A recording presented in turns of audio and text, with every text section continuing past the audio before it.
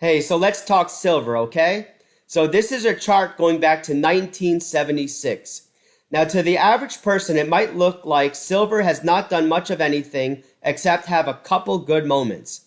What I see is completely different. I see the big banks have been artificially keeping the price down, and that this and this are not rallies. These are short squeezes.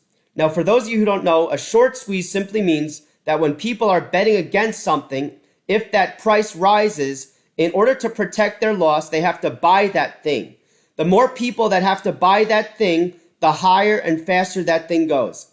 We saw that happen last year with GameStop and also with AMC. Last year, AMC, that short squeeze went from 12 to 59, and GameStop went from 17 to 325.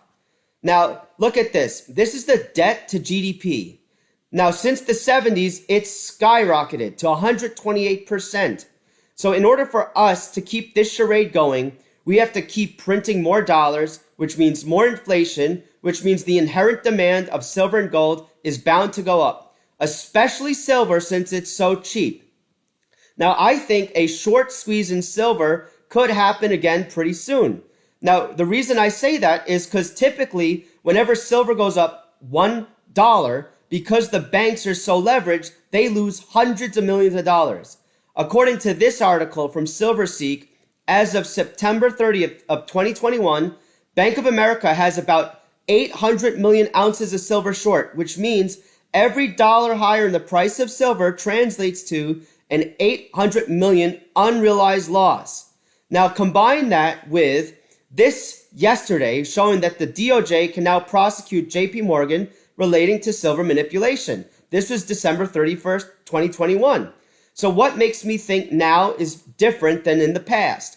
Well, in the past, the Main Street investor probably didn't know much about short squeeze and definitely didn't know much about the market manipulation. But now, I think people are a lot wiser, especially now with Reddit and Robinhood. So I think if we have another short squeeze again, you have to factor in that extra amount that can go higher to account for all those new people who are privy to this game. So if silver goes all the way up to say here, well, the big banks might lose a lot of money, and that could mean a liquidity crisis. Now, the Fed would be in a pickle as well, because either the Fed keeps printing more money, which means it's a negative feedback loop, in which case the price of these things keep rising, or the banks and the Fed have to ultimately admit it's game over. And this can only happen if the demand of the physical stuff keeps going higher, because the big banks can probably manipulate the paper stuff up the wazoo, but the physical stuff, that's the stuff that's hard to manipulate. So I'm not giving any investment advice. I don't want to tell you what to do. I'm just giving you my outlook on what could happen. So if the price of physical silver goes up, we might see the big banks and the Federal Reserve in serious trouble, and we might see a collapse of the stock market. So anyway, but for those of you who might be holding on to physical silver, fingers crossed, and wish you best luck. I hope you enjoyed this video.